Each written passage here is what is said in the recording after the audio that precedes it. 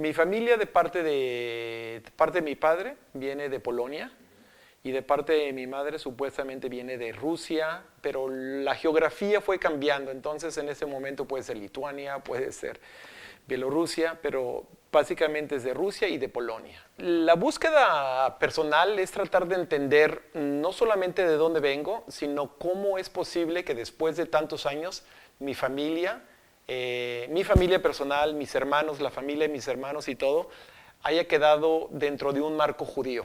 Hace poco más de 15 años recibimos una llamada que don Juan Chait, que vivía en Caborca, había muerto.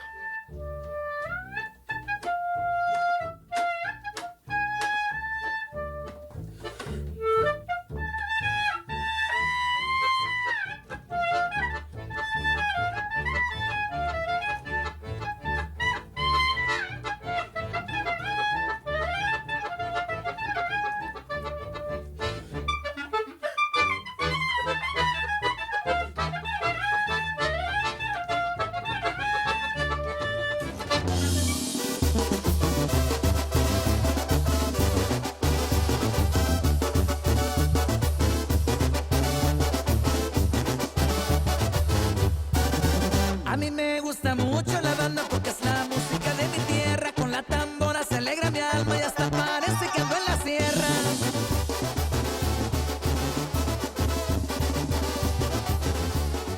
Llegó el momento en que él falleció y nos llamaron. Entonces mi hermano, su esposa y yo decidimos ir al entierro del abuelo sin saber realmente qué íbamos a esperar. Por otro lado llegaron mis padres de la Ciudad de México y todos nos encontramos ahí.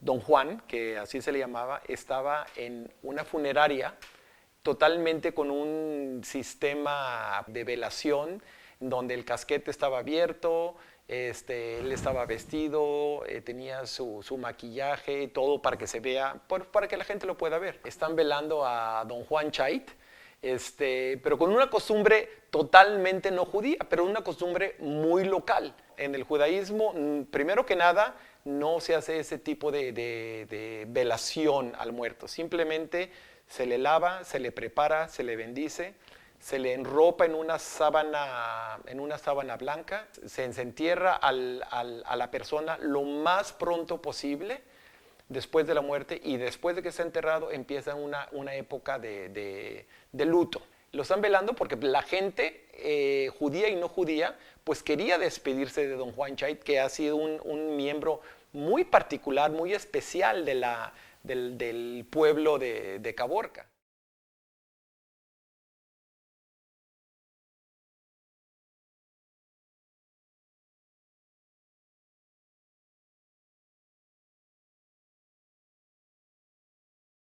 Nací en 1905 en Ratno, un pequeño poblado a las afueras de Brest-Litovsk.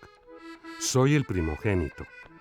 Mi padre era un cargador de mercancías, un transportista, podríamos decir. En donde vivíamos teníamos caballos, bueyes, carretas, y en algunas ocasiones mi padre criaba ganado. Más tarde mi padre tuvo también una pocha, un servicio de entrega de correos y telegramas, y por si fuera poco, era recaudador de impuestos debido a un contrato que había recibido del gobierno ruso para hacer esta labor. Teníamos una buena vida antes de la Primera Guerra Mundial. Entonces están velando al abuelo y entonces llegamos nosotros, yo sin tener realmente una formación religiosa ni mucho menos, y mi mamá nos encargan hacer la parte judía. ¿Por qué? Porque era un sábado, entonces el rabino que estaba en Phoenix o en Nogales no podía viajar. Entonces la familia en Caborca quería darle un entierro judío, pero realmente no estábamos preparados. Entonces empezamos a buscar por donde pudimos, empezamos a ver cuáles eran los restos adecuados y las bendiciones adecuadas, y cuando llegó el momento que teníamos todo listo, pues entonces pusieron al abuelo con su caja dentro de una carroza fúnebre y empezaron la caminata hacia el panteón, y atrás de la carroza venía toda la familia, yo incluido, y después venían todo el pueblo, y después venían la gente en los pickups llenos de gente. La gente, yo creo que habían unos 80, 90 pickups que venían atrás de la carroza. Nuestra ruina comenzó cuando los alemanes nos invadieron, ya que antes los rusos se aseguraron de destruir todo lo que pudieron, quemando establos, casas, campos. El día de la destrucción, mucha de la gente del pueblo huyó a los bosques, entre ellos nuestra familia. Mi padre, debido a su responsabilidad trabajando para los rusos, se quedó un poco más en Ratno antes de encontrarse con nosotros en los bosques. Toda la noche, desde el lugar en donde nos encontrábamos, podíamos escuchar las ametralladoras y ver el humo del pueblo en llamas. 2 días después, regresamos a Ratno. Nunca podré olvidar la imagen de mis padres que al llegar a donde fue nuestro hogar, no podían contener su llanto. Mi pequeño hermano lloraba, pero de hambre. Poco después, lo vimos comiendo unas verduras que había encontrado. Al día siguiente, mi hermano se encontraba tendido en el suelo, sin vida. Nosotros, al igual que otra familia de Ratno, nos refugiamos en la propiedad. Los alemanes ocuparon el pueblo hasta 1917 y recuerdo ver rusos comunistas montar a caballo sin sillas. Después de que los alemanes se retiraron, unos muchachos y yo corrimos detrás de ellos recogiendo cosas que tiraban mientras se alejaban a galope. En Polonia, la pobreza y el antisemitismo eran más grandes que nunca. Cualquier persona de nuestro pueblo que pudo huir, lo hizo. Mi padre estaba enfermo y necesitaba de mi ayuda, así que trabajé con él hasta que cumplí los 11 años. Él no me quería dejar ir hasta que un día logré convencerlo de que en América podría ganar buen dinero y así hacer posible que toda la familia emigrara. Mis tías ya vivían en ese entonces en San Luis, Missouri, y fueron ellas quienes enviaron el dinero para que yo comprara mi pasaje de barco. La emigración a los Estados Unidos estaba muy restringida, por no decir que casi cerrada, así que llegué a México con la idea de más adelante emigrar a los Estados Unidos. Él se llamaba Van Hayat cuando vivían en Polonia, pero sí ese era el nombre, y cuando llegó a México su nombre fue cambiado a Juan Chait. Él era de Ratno, de Polonia, pero ya una vez en Veracruz pasó a recogerlo, pues precisamente el paisano que lo mandó buscar, Isaac Eshtin, sí. Y sí lo llevó a las oficinas correspondientes para que quedara pues ya, para pasarla a otro país en América. Llegué al puerto de Veracruz en 1928. De ahí viajé a la capital del país, México, Distrito Federal, donde me recibió un amigo llamado Max Elstein. Él me ayuda a rentar un departamento y me consigue un poco de mercancía para que yo pudiera vender en las calles. Jabón, calcetines para caballero y medias. Me quedé poco tiempo en México y de ahí comencé el viaje hacia el norte, ansioso de llegar a los Estados Unidos, viajando en camión o en tren, y en cada pueblo en donde parábamos me quedaba un día para vender mercancía y así poder cubrir mis gastos y llegar a mi destino. No había autobuses, no había carreteras. Venir de Santana aquí a Caborca era traslado de días donde venían en un carro, que en aquel entonces eran marca Packard, por ejemplo, y que venían 4, 5, 6 personas adentro, y que venían 2 o 3 en los estribos, de bandera les decían, y así se vino don Juan de bandera, de Santana para acá, así parado, ¿sí? Hicieron 4 o 5 días al llegar aquí, 23 años tenía don Juan cuando llegó aquí. Entonces llegan a Caborca, y en Caborca se detienen porque ya no podían seguir más adelante. No podían seguir por las inclemencias del tiempo, el desierto, o no podían seguir porque el carro se descompuso. El carro se descompone en Caborca. Entonces tuvieron que esperar para arreglar el carro y recibir las piezas. Y cuando el carro se fue, ya se fue sin Juan.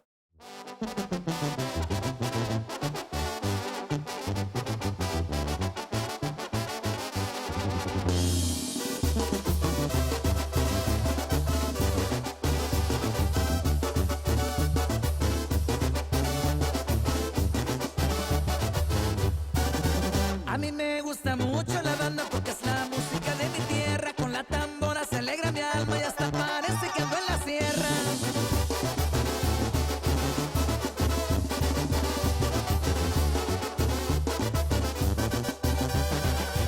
A mí me gusta mucho la banda porque es la música de mi pueblo. Caborca era un pequeño pueblo con aproximadamente 2,000 habitantes. Había una plaza rodeada por pequeñas casas y tiendas, pero lo más importante es que en aquel entonces ya había agricultura y cría de ganado. En Caborca, la gente me insistía en el peligro que era emigrar al país del norte.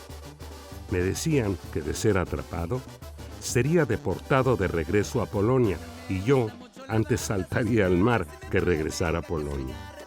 En Caborca, pensé, podría trabajar arduamente vendiendo mercancías y tal vez podría llegar a comprar un ranchito. Juan Scheid Tuller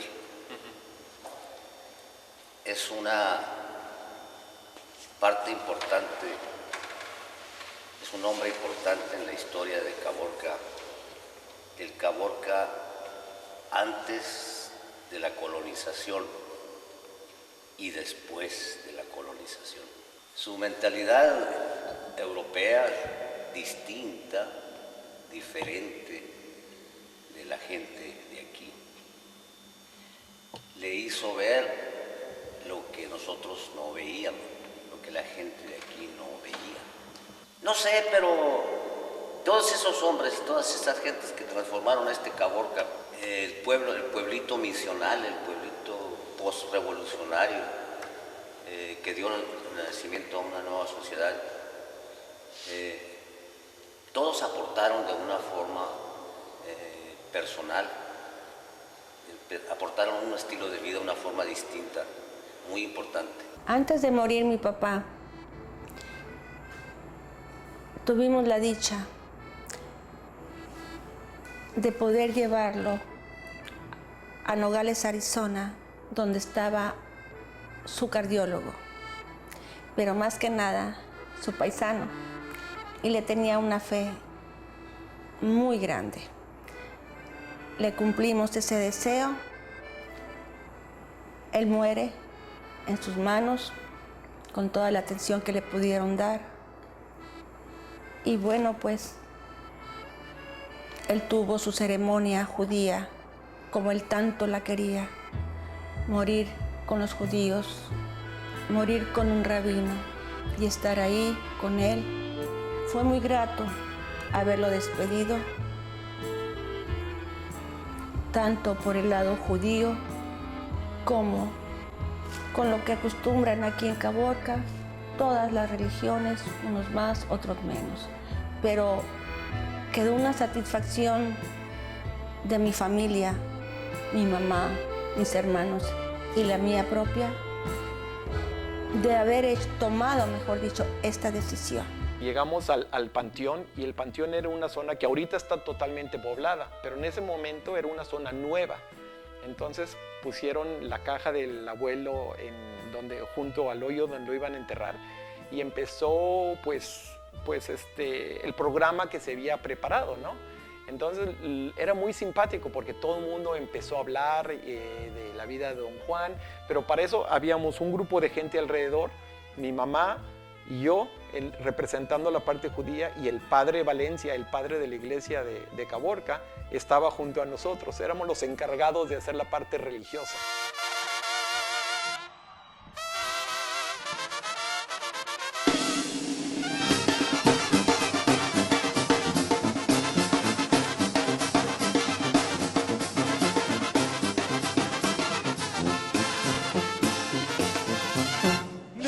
como la tomé. No dicen que nací en el roble, me dicen que soy arriero, porque le chiflo y se para.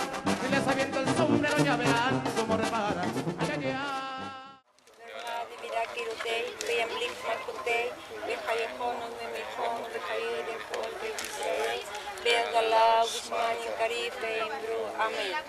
Ose shalom bihurma, cuya se shalom aleinu de alto Israel, de Imbru. Amén. Todo esto estaba vacío, no había ninguna tumba. Nada. Pero habían miles de personas, todo el pueblo de Caborca estaba aquí. En el cerro, allá arriba. Y todos los pickups, la gente parada en los pickups, en la parte de atrás de los pickups, tratando de ver, porque había tanta gente. Y lo más simpático de todo es que todo el mundo empezó a dar sus discursos y empezó a hablar de lo que sentía de Juan Chait y parecía que era interminable. Todo el mundo quería la oportunidad de despedir directamente a Juan. Entonces queríamos hacer la ceremonia, pero salía otra persona y otra persona. No hay fin. Y no había fin. Cuando le tocó hablar al padre Valencia, al padre de la iglesia, dijo el Salmo. ¿Qué Salmo fue? Salmo 23. El Salmo 23.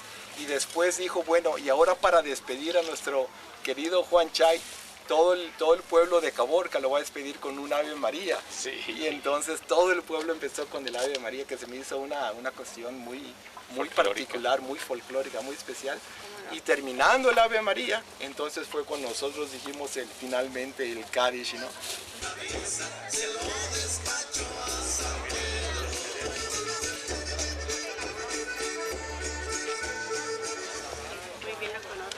¿Ah, sí? Lo trataron a Juan Chay. Sí, mucho. Oye, saludaba a tu abuelo, un amigo, y decía, no me debes. No Yo me debes. igual decía, no me debes, no me debes.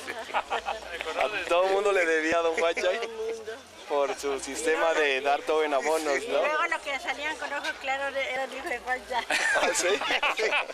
Por suerte yo ya había nacido cuando él llegó.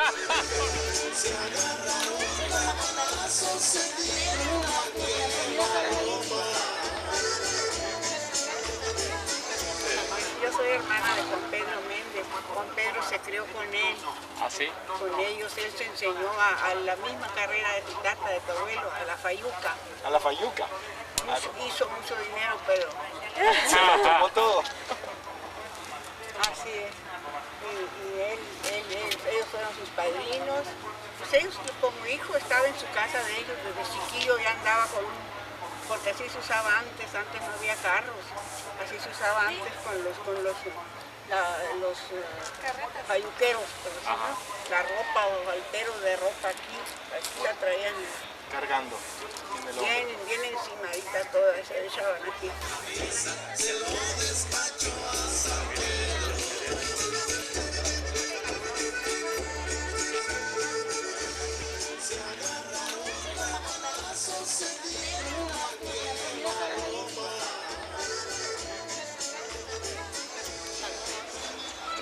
Pues yo no me lo encontré, se lo encontró un camarada allá, atrás en el callejón, así donde agarra, atrás del día. Sí, ajá. Y ya le dice, don Juan le dijo, oye muchacho, le dijo, ¿tú sabes dónde vive Juan Chay? Sí, cómo no, le dijo, agarra todo, donde está, hace cuchilla ahí, está el monumento de Alberto Sotelo, ahí da a la derecha.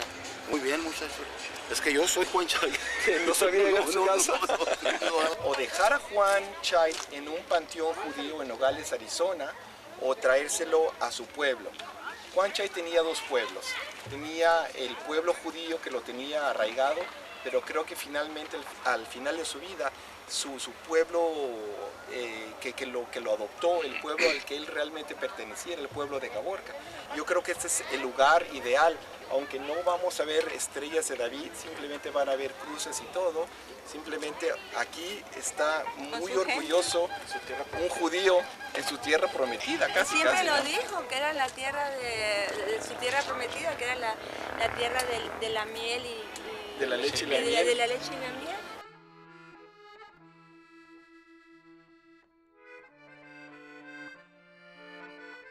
Por 5 años viví solo y en 1932 contraje matrimonio con mi primera esposa, Josefina Ruiz.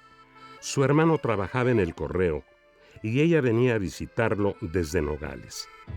Josefina accedió a convertirse al judaísmo y así tener una familia judía, lo cual era ya muy importante para mí. Y como no teníamos dinero para viajar a la Ciudad de México, viajamos a Nogales, en donde había 2 paisanos, 2 judíos, y frente a ellos declaramos que era nuestra intención vivir y criar a nuestros hijos como judíos. Tuvimos 4 hijos: Moisés, Max, Josefina y Magda. Estas últimas nacidas en 1939, mismo año en que mi esposa Josefina murió. Entonces, de los 5 niños sobreviven 4, pero el abuelo Juan se ve solo con 4 niños en un pueblo donde casi no habla el idioma, donde está empezando su vida y de repente es viudo, muy joven, con 4 niños, 2 de ellos bebés. Y él había empezado su negocio, empezaba a comprar tierras, empezaba a vender mercancía. Recorrían los caminos de esos pueblos mineros. Llegaba a la casa con la mercancía en el hombro y en las manos. Cargándola. Recorría todas las casitas del Mineral Juárez, vendiendo, fiando. Y eran los que se llamaban los aboneros. Le iba fiando a la gente y la gente pues le compraba el producto y se lo iba pagando poco a poco. Y así es como él empieza. Y conforme va haciendo patrimonio, empieza a comprar tierras y pues empieza a crear riqueza dentro de este pueblo. Cuando salíamos a vender a los campos, se llevaba un ropero, se llevaba colchones, le llevábamos ropa, lo que fuera, y allá cambalachaba. Se cambalachaba que un becerro, que una vaca, que algo, por un mueble. Cambalachaba. Sí. Así se decía. Entonces no dejaba el negocio, o sea, él no cerraba la actividad.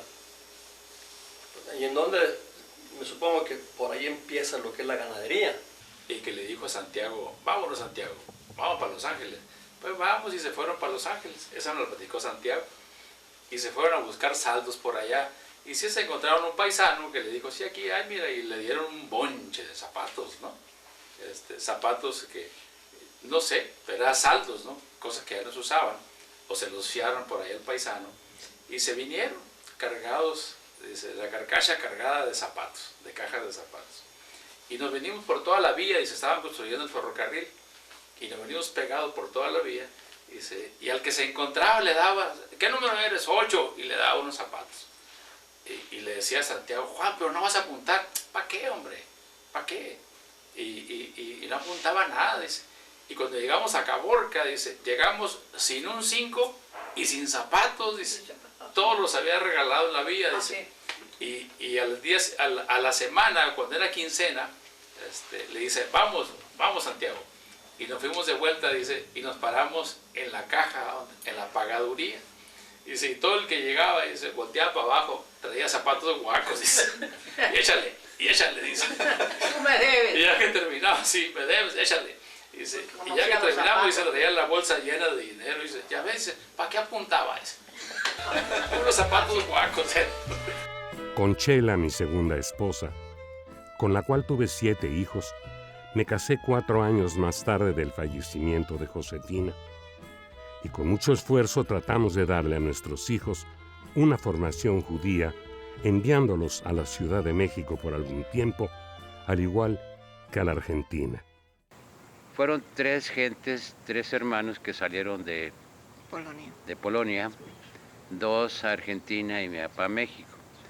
Esos 2 de Argentina, pues no había hijos y se preocuparon por nosotros y querían ayudar a mi papá en ese aspecto, educarnos.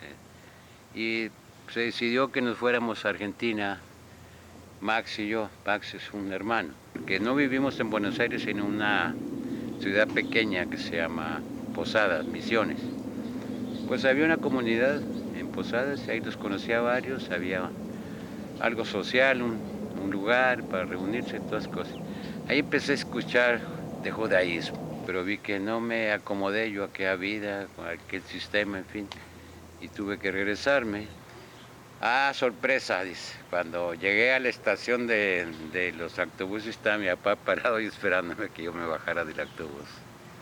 Se fue a México y Entonces ya me llevó al colegio israelita, ahí empezaba el ciclo, era por marzo más o menos. Pues me inscribí en la prepa otra vez del colegio israelita y de ahí empezó una nueva historia. Ya estando aquí en la preparatoria del colegio israelita, pues los amigos, las relaciones, pues ya te van, ¿cómo te diré?, contando, los vas viendo y los vas analizando y los vas estimando y los vas queriendo, y por ende el sentimiento de ellos se estaba llegando hacia mí. Y de ahí dije, me hice una pregunta, bueno, ¿qué hago? ¿Soy o no soy? ¿Quiero o no quiero? Dije, soy, quiero.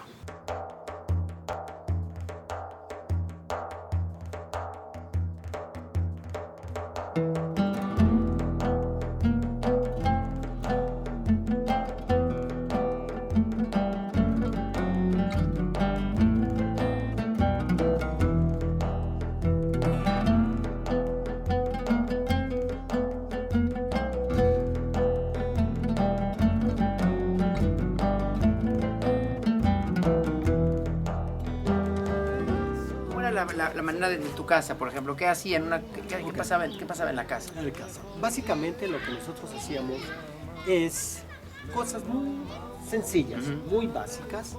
El tema era de que mi padre siempre nos recordaba quiénes éramos. Ajá. Todo el tiempo. Hay una insistencia que no hay personas como ese tipo de personas que tienen esa insistencia, ese tipo de obsesión. Ajá. No sé cómo se le podría llamar, O sea, pero no quitaba el dedo del renglón, como digo, ¿verdad? ¿Tú crees que la idea de tu papá de estar todo el tiempo recordándote quién eres es el secreto para que tú hoy en día seas judío? Eso fue lo básico. Okay. Después viene el siguiente paso, ¿verdad? Lo que es en sí ya pasar la cuestión de los estudios en la Ciudad de México, en el colegio.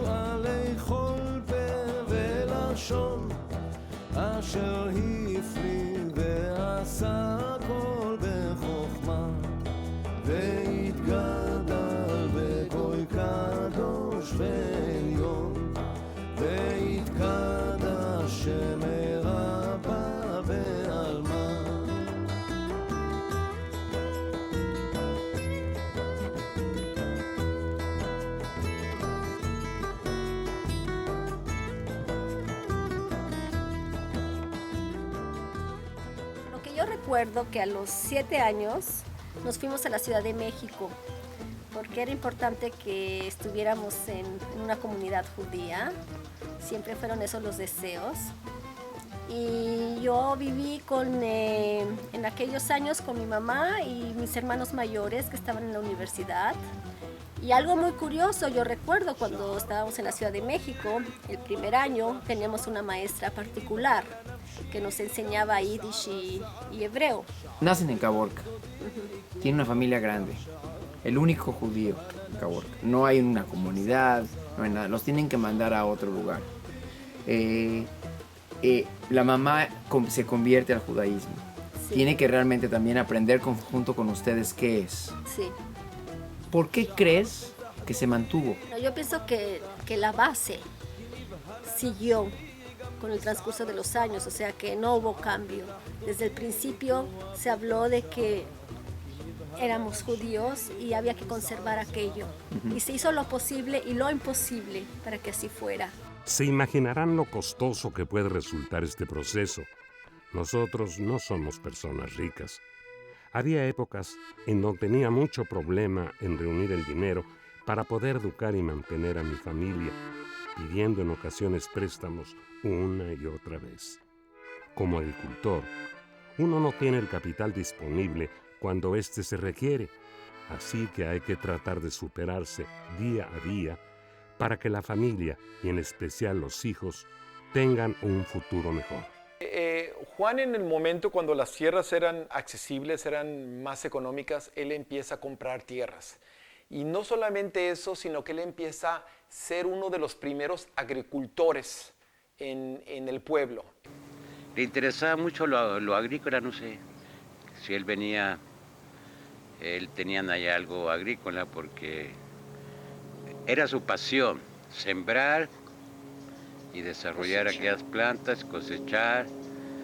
Todavía en aquellos tiempos la cosecha del trigo era con tracción animal. Él empieza a sembrar algodón y a sembrar trigo y a sembrar otras cosas donde la gente pensaba que no era el lugar ideal. Entonces él hace canales y hace pozos y hace toda una serie de infraestructura para que la agricultura empiece a florecer. A pesar de que Juan era pues físicamente diferente, era alto, era rubio, no tenía el idioma, no tenía los conocimientos culturales de la región, se conecta mucho con la gente. La gente dice que era muy amiguero, que todo el tiempo en el banco, iba al banco y tardaba 2 horas porque se ponía a platicar con todo el mundo en el camino. Iba a tomar café con el padre de la iglesia. A todos lados se sentaba en el parque y se sentaba a platicar con todo el mundo. Era una persona muy abierta, y una persona que es muy abierta en cualquier lugar no necesita ni el idioma ni la cuestión cultural, simplemente la personalidad de él le permitía conectarse con todo el mundo. Su actitud un tanto cuanto informal al respecto de la conducta nuestra le hacía ver las cosas de otra manera. Ejemplo, Banco Ganadero le da la primera chequera de la cuenta 1 a Juan Chay y le dice que puede hacer cheques. Y Juan Chay hace cheques muy mal hechos. Yo estaba en cheque, pero sabía bien que se ponía cantidad. Recuerdo su firma, muchas veces la vi. Pero se acabaron los fondos de la cuenta y él siguió girando. Y entonces el señor Raúl Telles, que era el gerente del banco, le habló y le pregunta, le dice, oye, ¿necesitas depositar? O sea, no hay dinero ya en la cuenta. Es problema de ustedes. Yo tengo todavía muchos cheques que se... Él se hizo mexicano, pero fue una situación muy particular. Estaba Lázaro Cárdenas de gira por Sonora. ¿De cuándo conocieron a Cárdenas? Me pide que relate eso. Pues yo tendría que... 2 años. ¿Eh? 2 años. 2, 3 años. 2, 3 años. El general Cárdenas, ¿cuál es su nombre? Lázaro Cárdenas, andaba en su campaña y no sé cómo llegó a Caborca, pero llegó y era muy temprano. Un día mi papá supo que iba a estar por ahí y yo lo acompañé, me llevaba de la mano ahí a la plaza principal de Caborca de aquellos años. Resulta que llegó el general, se sentó y no sé cómo le caí bien, me agarró, me tenía aquí sentado en sus piernas y él platicando con las gentes y todas cosas. Que hasta un señor ahí se acuerda mucho de eso. Yo era medio difícil de hablar en aquel tiempo y él me remaba, me daba coraje, pero tenía que aguantar. Pero yo estuve en las piernas de Cárdenas. Los papeles. Entonces mi papá le pidió arreglar la ciudadanía y le solicitó al general que si le podía ayudar. Bueno, le dijo sí, con una promesa. Y fue una promesa cumplida porque al poco tiempo mi papá le llegaron los papeles ya arreglados. Sí le cumplió el general Cárdenas a mi papá. Cuando mi abuelo se acerca a Lázaro Cárdenas para pedirle la ciudadanía, le explica a mi abuelo lo que él siente por México, cómo está conectado con el país, y yo creo que Lázaro Cárdenas se siente hasta cierto punto conmovido por el esfuerzo, por la dedicación del abuelo a levantar el pueblo donde está viviendo, y le otorga la ciudadanía sin más ni más.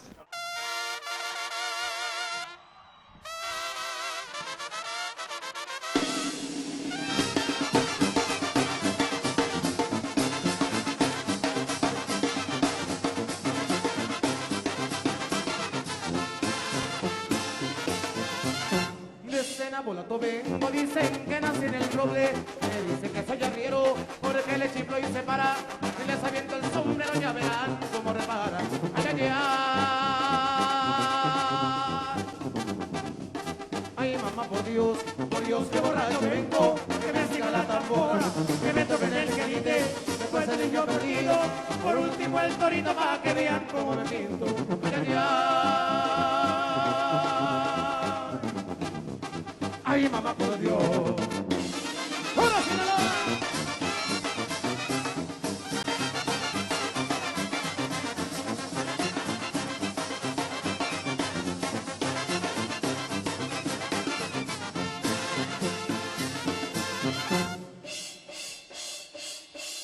No, sabíamos siempre que decían, ¿quién es Juan Chay?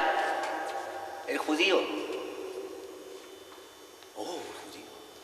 Todo el mundo católico de la misión cristiana, nosotros teníamos la idea, nos sembraron la idea de que el judío, Sin embargo, era más humano, con más caridad y más humanismo que cualquier otra fe. ¿Usted cree que él cambió la imagen del judío, la imagen típica? Pues muy a pesar del padre Roberto González sí la cambió. ¿Ah, sí? Sí, proyectaba otra idea. No es posible que no haya logrado del todo, porque al fin de cuentas la tradición y la costumbre la idea era muy fuerte en contra del judío. Habían satanizado su figura de muchas maneras, haciendo creer al católico que era el enemigo de la fe.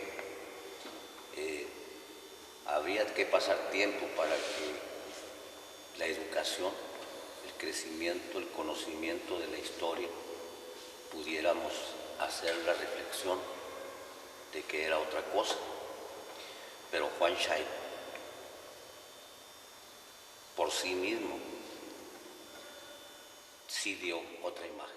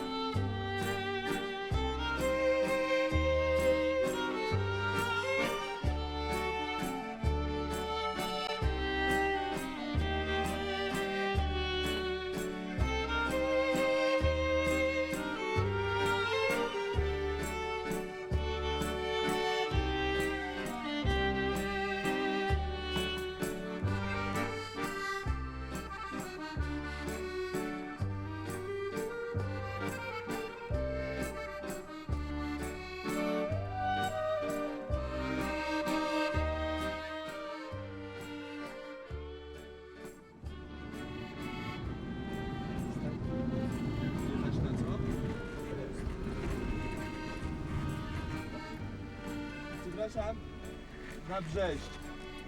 Na Brest.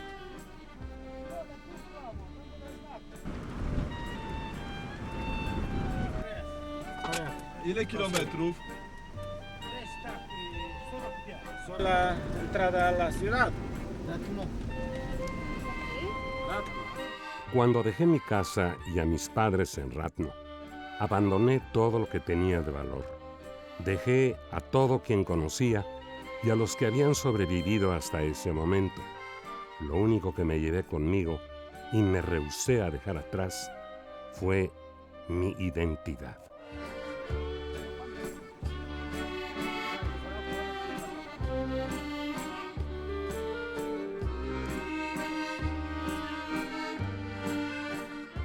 Почта. Не Польша, а почта. Нет, не Польша. Хозяин почты был. Он хозяин почты. Hayet. Dice que es... Шамалейбу. Me parece que a lo mejor lo conocía, pero no puede decir que sí, No, es cierto. señor. Вы жили здесь перед войной?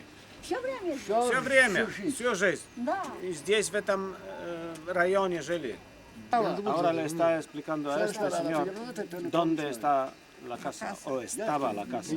Одна была в Варшаве, не знаю. Я жил в Лодзи. 30 Отец лет. был юрист.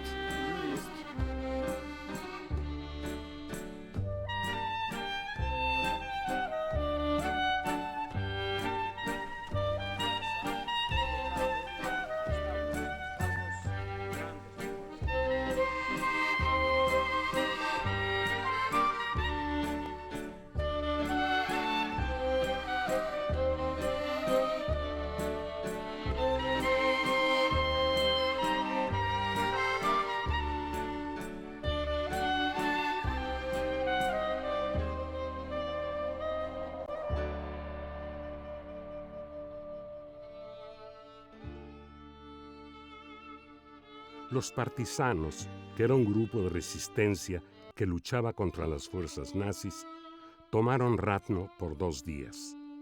No les duró mucho el júbilo, y al tomar los nazis control nuevamente de mi pueblo, en venganza, decidieron exterminar a todos los habitantes judíos sin ningún miramiento. Perdí a toda mi familia en una sola noche, menos a mis 2 hermanos que lograron, como yo, escapar y hacer su vida en Argentina.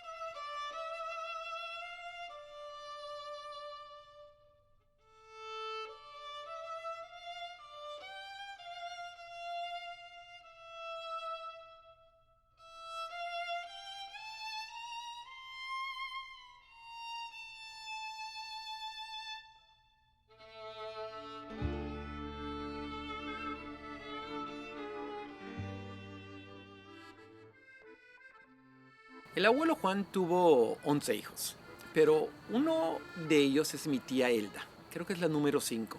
Y la historia de ella me llama muchísimo la atención, porque ella nunca tuvo la oportunidad de ir a la Ciudad de México a compenetrarse con el judaísmo como el resto de los hermanos que sí tuvieron esa oportunidad.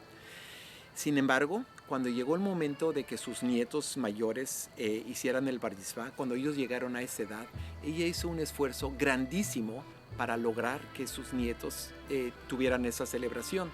Era un momento económicamente muy difícil para ella y para su familia. Era un momento también geográficamente difícil porque ella vivía en Tucson, ella vivía en Nogales y la sinagoga más cercana estaba en la ciudad de Tucson. Entonces durante más de un año ella tenía que irse todos los fines de semana a Tucson, pasarse el fin de semana allá, y a veces ni siquiera tenía la facilidad económica para lograrlo, para pagar el transporte y todo esto, pero sin embargo el esfuerzo se hizo y se celebró el Bar Mitzvah, en el primer caso de 2 de los muchachos, y después se convirtió en una tradición para el resto de sus nietos.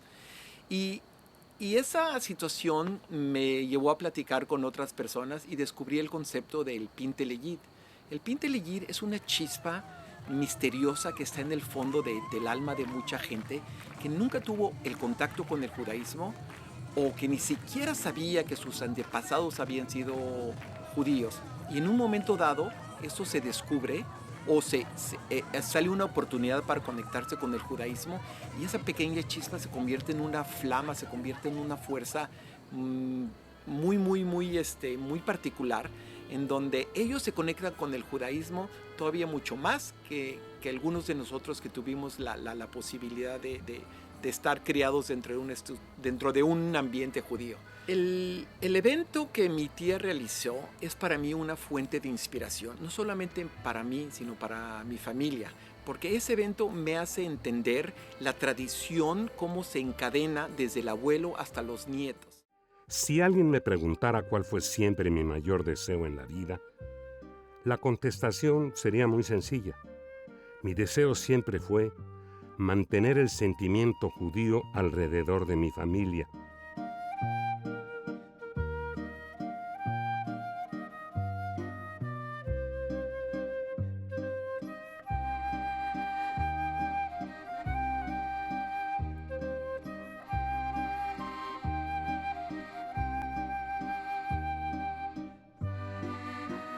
Que supieran de dónde venían y hacia dónde habrían de dirigir su sentimiento religioso y nunca asimilarse.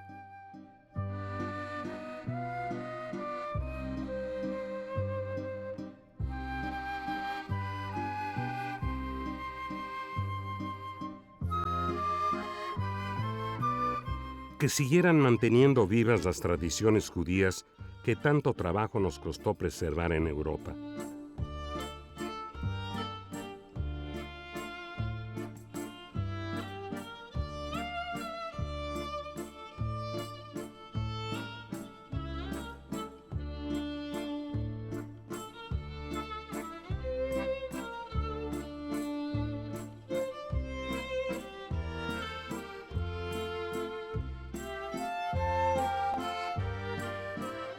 Ser judío no era fácil, y menos aún cuando tu comunidad solo tiene un miembro, un judío, uno solo. Yo creo que todos los emigrantes traen consigo un amor a lo que dejaron atrás, porque yo creo con lo que tú naces es algo de lo que nunca te desprendes. En el caso del judaísmo de Juan Chait, lo que a mí más me sorprende es que no tuvo realmente el grupo que lo apoyaba para transmitir ese judaísmo y sin embargo lo logró. Yo seguí un camino distinto. Buscaría una mejor vida con unos familiares lejanos que residían en los Estados Unidos. ¿Quién se iba a imaginar que por razones del destino encontraría por accidente este pequeño pedazo de cielo llamado Caborca, que tan solo con verlo sabía se convertiría en mi segunda tierra de la leche y la miel?